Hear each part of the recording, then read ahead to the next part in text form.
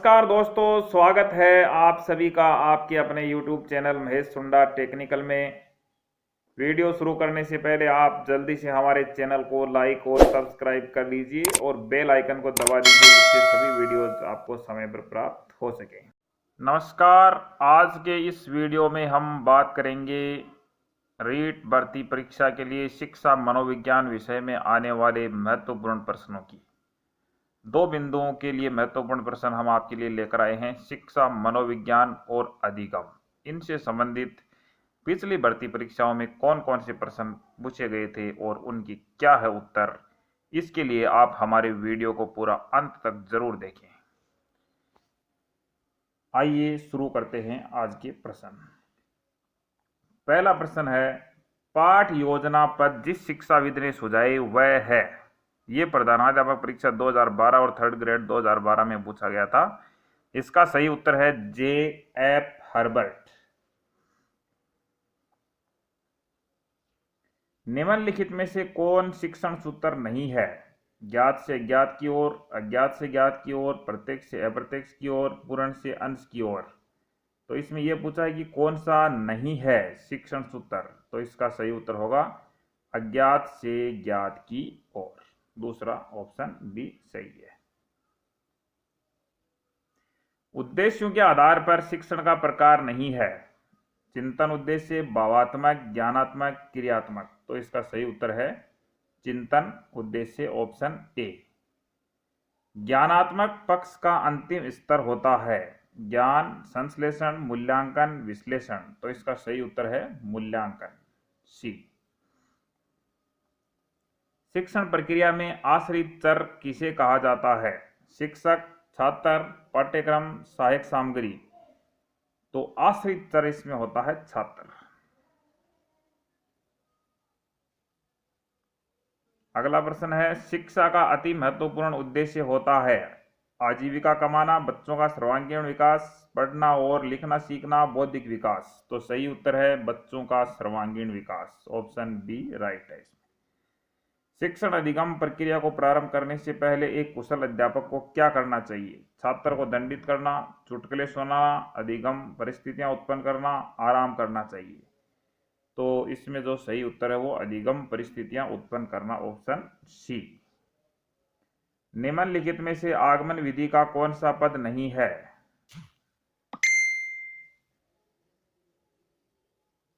विभिन्न उदाहरणों का प्रस्तुतिकरण, परिकल्पनाओं का निर्माण, अवलोकन, सामान्यीकरण। तो इसका सही उत्तर है परिकल्पनाओं का निर्माण। यह आगमन विधि का पद नहीं है, बाकी जो अन्य है वो आगमन विधि के पद है। हर्बर्ट उपागम पर आधारित गणितीय पाठ्य योजना का दूसरा पद होता है तैयारी, प्रस्तुतिकरण, सामान्यीकरण और विश्लेषण। तो इसका सही उत्तर है बी प्रस्तुतिकरण, प्रेजेंटेशन। नेक्स्ट क्वेश्चन है, विभाजन, तुलना, आलोचना इत्यादि क्रियाएं शैक्षिक उद्देश्यों के ज्ञानात्मक पक्ष के कौन से स्तर से संबंधित होती है? ये प्रश्न बी.टेट फर्स्ट लेवल 2011 में पूछे गए हैं। तो इसका सही उत्तर है विश्लेषण। निगमन प्रणाली का तात्पर्य है, ये Hindi second grade 2011, third grade 2012 में पूछा गया है। काफी महत्वपूर्ण प्रश्न है। निगमन प्रणाली का तात्पर्य क्या है? पहले उच्चारण देना, फिर निष्कर्ष जानना, अनेक उदाहरण प्रस्तुत करना, पहले कई नियमों को प्रस्तुत करना, पहले नियम बताना, फिर उसकी व्याख्या करना। तो इसका सही उत्तर है पहले नियम बताना, फिर उसकी व्याख्या करना, ऑप्शन डी राइट है इसका। आगमन विधि में छात्र अग्रसर होता है। आगमन विधि में छात्र है वो किस ओर अग्रसर होता है? तो आगमन विधि में होता है विशिष्ट से सामान्य की ओर, ऑप्शन ए राइट आंसर है। नेक्स्ट है, हर्बर्ट की पंचपदीय प्रणाली में परिगणित पद नहीं है। हर्बर्ट ने जो पंचपदीय प्रणाली दी थी उसके अंदर कौन सा नहीं है? ये हिंदी सेकंड ग्रेड 2010 में पूछा गया था। प्रस्तावना, प्रस्तुतिकरण, उद्देश्य और मूल्यांकन। तो इसमें ये जो मूल्यांकन है ये हर्बर्ट की पंचपदीय प्रणाली में शामिल नहीं है। भारत के संविधान की विशेषताएं हैं, यह एक प्रश्न है। ये किस प्रकार का प्रश्न है? इससे आप छात्र के अंदर कौन सी जो कौशल है उसको आप विकसित कर सकते हैं। ज्ञान परक, बोध परक, अनुप्रयोग परक, विश्लेषणात्मक। तो इसका सही उत्तर है ज्ञान परक, ऑप्शन ए जो राइट है। विज्ञान शिक्षण की वह विधि जिसमें विद्यार्थी को एक खोजी के रूप में कार्य करने का अवसर दिया जाता है कहलाती है। विद्यार्थी स्वयं खोज करता है, खोज करके किसी निष्कर्ष पर पहुंचता है, तो वो विधि कौन सी कहलाती है? ऑप्शन है प्रयोगशाला विधि, समस्या समाधान, ह्यूरिस्टिक विधि, प्रायोजना विधि। तो इसमें है ह्यूरिस्टिक विधि के अंदर खोज करने का अवसर दिया जाता है। शिक्षा में कार्यरत संस्थाओं में सबसे अधिक उपयोगी कौन सी है? सामान्य शिक्षा, विषय वस्तु विशेषज्ञता, व्यावसायिक शिक्षा, गृह निर्माण। तो इसका सही उत्तर है विषय वस्तु विशेषज्ञता। अर्जित ज्ञान को स्थायी बनाने हेतु जिस शिक्षण सिद्धांत का उपयोग किया जाना आवश्यक है वह है। तो ये प्रश्न थर्ड ग्रेड शिक्षक भर्ती 2012 में और आरपीएससी 2007 में पूछा गया था। इसके अंदर ऑप्शन है आवृत्ति का सिद्धांत, लोकतांत्रिक व्यवहार का सिद्धांत, नियोजन का सिद्धांत, निश्चित उद्देश्यों का सिद्धांत। तो इसका सही उत्तर है ऑप्शन ए, पहला नंबर जो एक है वो सही है, राइट, एक नंबर, आवर्ती का सिद्धांत। कार्य सूचक क्रिया परिभाषित करना किस उद्देश्य से संबंधित है? ज्ञान, बोध, प्रयोग, विश्लेषण। तो इसका सही उत्तर है ज्ञान। कार्य सूचक क्रिया परिभाषित करना ये किस में आता है? तो ये ज्ञान के अंदर आता है। नेक्स्ट क्वेश्चन है, ये जो प्रश्न आपको इसमें मैं बता रहा हूं ये सभी पिछली प्रतियोगी परीक्षाओं में पूछे गए हैं और इनके आगे कोष्टक में लिखा हुआ है कि ये कौन सी परीक्षा में पूछा गया है। तो ये इन प्रश्नों की परीक्षा में आने की संभावना बहुत ज्यादा होती है। जब एक छात्र कक्षा में प्राप्त अनुभव के आधार पर गणित की समस्या को स्वयं हल कर सकता है तो शिक्षण के किस उद्देश्य की पूर्ति कर रहा है? वो स्वयं हल कर रहा है। अभिवर्ती, ज्ञान, ज्ञानोपयोग, रुचि। तो वो अपने ज्ञान का उपयोग करके उसको हल कर रहा है। तो इसका उत्तर होगा सी, ज्ञानोपयोग। नेक्स्ट प्रश्न है, विद्यार्थी विज्ञान में चित्र बनाना सीखते हैं या नहीं, इसका पता लगाने के लिए बनाए गए प्रश्न किस उद्देश्य से संबंधित होते हैं? ज्ञान, कौशल, ज्ञानोपयोग, रुचि। तो इसके अंदर आएगा उत्तर बी, कौशल। चित्र बनाना क्या है? एक प्रकार का कौशल होता है। सामाजिक अध्ययन शिक्षण का राष्ट्रीय पाठ्यक्रम बनाया गया 2003, 2004, 2005 और 2006। तो इसका सही उत्तर है 2005 के अंदर जो राष्ट्रीय पाठ्यक्रम वो बनाया गया था। भारतवर्ष में सामाजिक विज्ञान पढ़ाने के लिए पाठ योजना किस आधार पर बनती है? ये सामाजिक ज्ञान सेकंड ग्रेड 2011 में पूछा गया था, ये मनोविज्ञान से संबंधित है। तो सामाजिक विज्ञान पढ़ाने के लिए पाठ योजना हो बनती है हर्बर्ट की पंचपदीय प्रणाली के आधार पर। ऑप्शन नंबर एक सही है। शिक्षण को रोचक तथा सार्थक बनाने के लिए सबसे अधिक उपयुक्त महत्वपूर्ण क्या है? किसके द्वारा आप जो शिक्षण है उसको और ज्यादा प्रभावी बना सकते हैं, रोचक बना सकते हैं कि बच्चे उसमें इंटरेस्ट लेकर पढ़ें?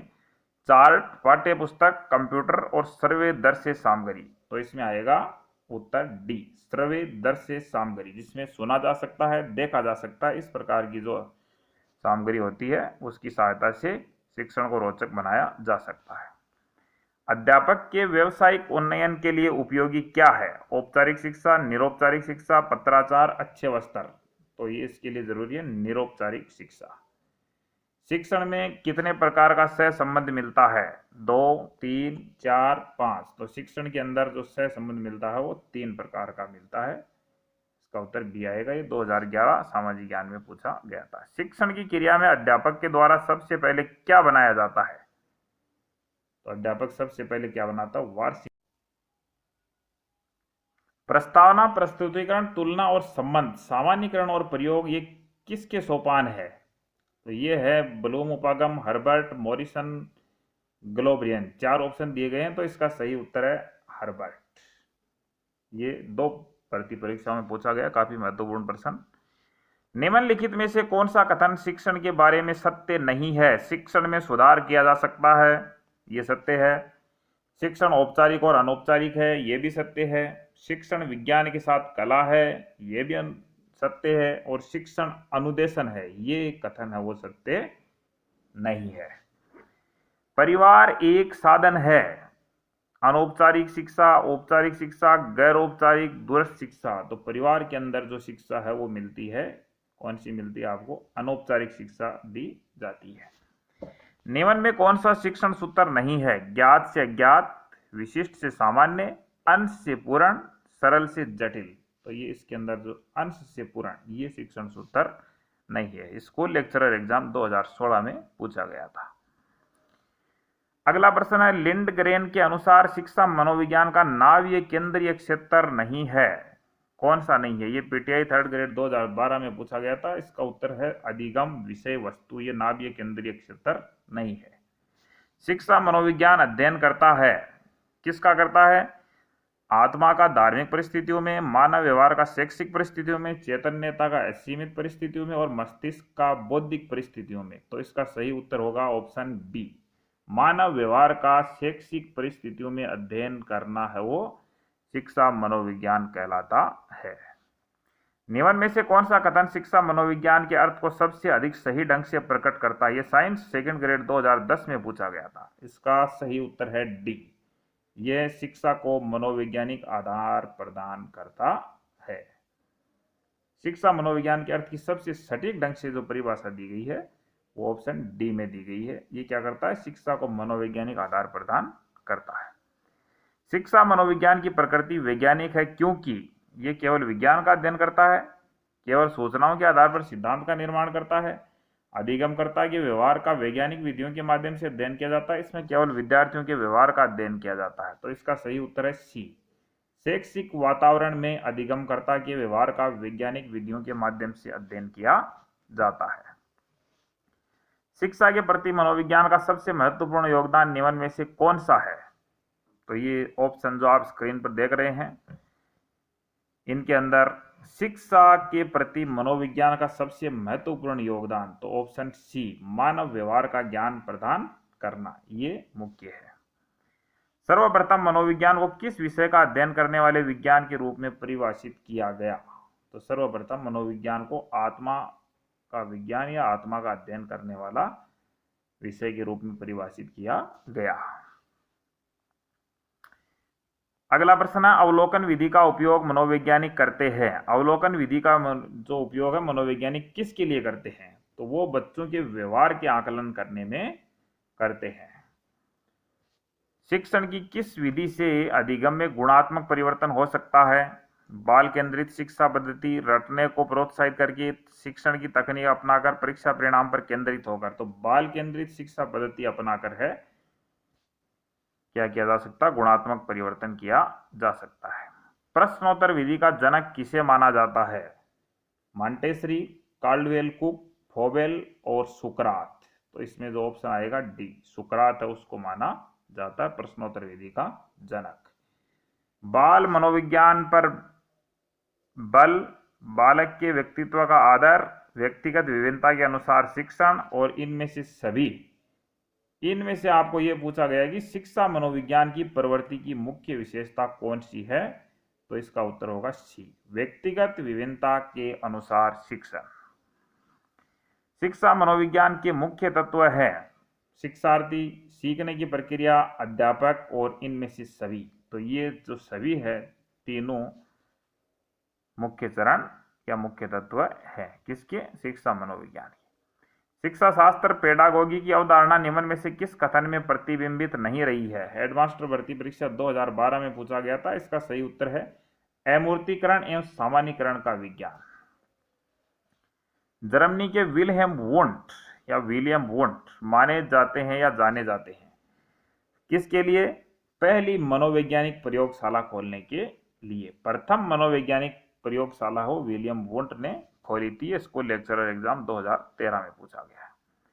निम्नलिखित में से कौन सी समस्या शिक्षा मनोविज्ञान के क्षेत्र में आती है? शिक्षकों की अनुपस्थिति, शिक्षा का गिरता स्तर, विद्यालय में बच्चों का कम नामांकन और शैक्षणिक पिछड़ापन। तो शैक्षणिक जो पिछड़ापन है ये शिक्षा मनोविज्ञान के क्षेत्र में आता है। निम्नलिखित में से कौन सा क्षेत्र मनोविज्ञान के अंतर्गत नहीं आता है? प्रायोगिक, वैयक्तिक, असामान्य, औद्योगिक मनोविज्ञान। तो इसका सही उत्तर होगा वैयक्तिक मनोविज्ञान। निम्न में से किस दृष्टि से शिक्षा मनोविज्ञान उपयोगी नहीं है? ये उर्दू परीक्षा में पूछा गया था 2010 में। शिक्षा मनोविज्ञान उपयोगी नहीं है। बालकों में मानसिक अस्वस्थता का पता लगाने में, शिक्षण विधियों के चयन में, छात्रों को अभिप्रेरित करने में, पशुओं पर प्रयोग करने में। तो ऑप्शन आएगा डी, पशुओं पर प्रयोग करने में। मनोविज्ञान व्यवहार का शुद्ध विज्ञान है, यह कथन किसका है? Woodworth, James Drever, Watson, Skinner. तो इसका सही उत्तर होगा वाटसन, सी। निम्न में से कौन सा क्षेत्र मनोविज्ञान के अंतर्गत नहीं आता है? गणित, सेकंड ग्रेड में पूछा गया था ये। तो इसका सही उत्तर होगा राजनीतिक मनोविज्ञान। ये है वो मनोविज्ञान के अंतर्गत नहीं आता है। निम्न में से कौन से विचारक के अनुसार शिक्षा व्यक्ति की भीतरी शक्तियों को उभारने की प्रक्रिया है? फोबेल, पेस्टालोजी, थॉर्नडाइक, प्लेटो। तो इसका सही उत्तर होगा फोबेल। शिक्षा मनोविज्ञान की अंतर्निहित क्षमताओं का परिपूर्णता में विकास करती है, यह कथन किसका है? Swami Vivekananda, Skinner, Pestalozzi, Rabindranath Tagore. तो इसका सही उत्तर होगा स्वामी विवेकानंद, ऑप्शन ए।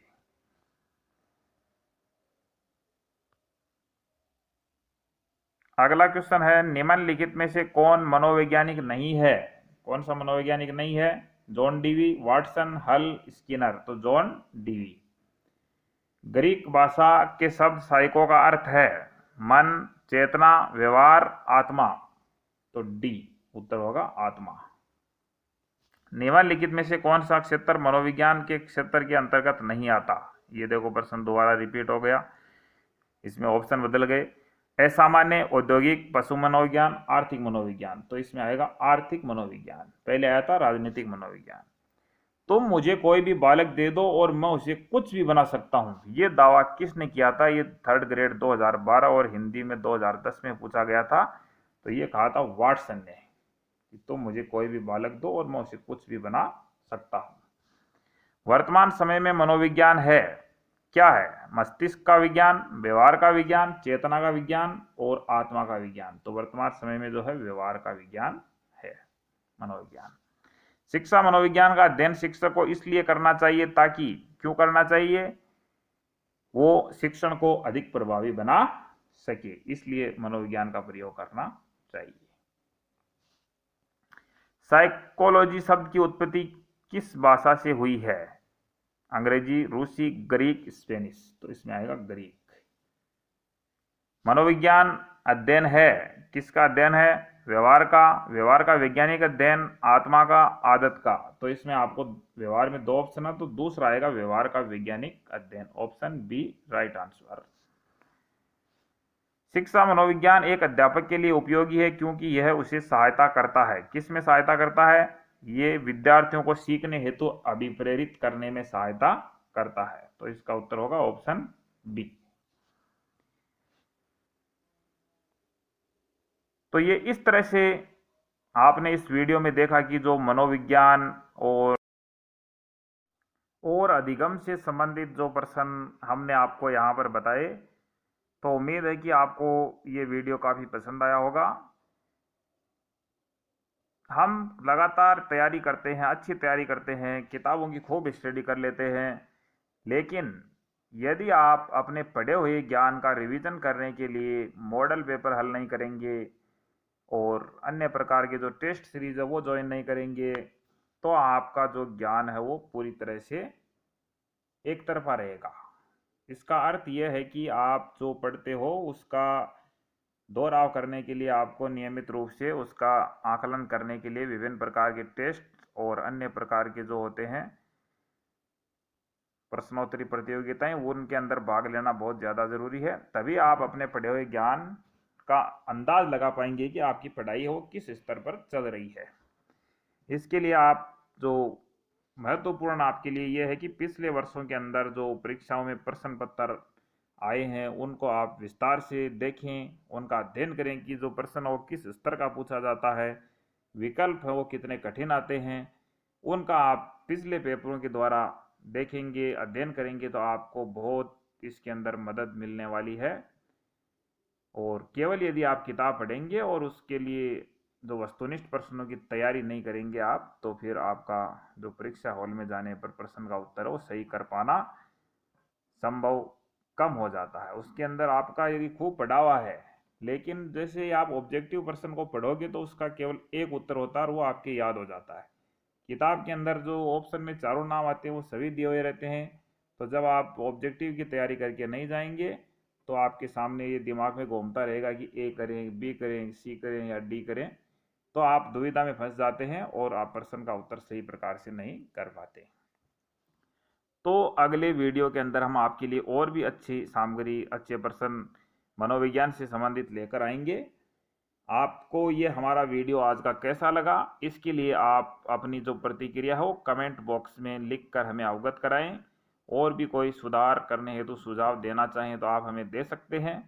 और आप हमारे चैनल को लगातार रेगुलर अपडेट्स प्राप्त करने के लिए सब्सक्राइब जरूर कर लें। बहुत बहुत धन्यवाद।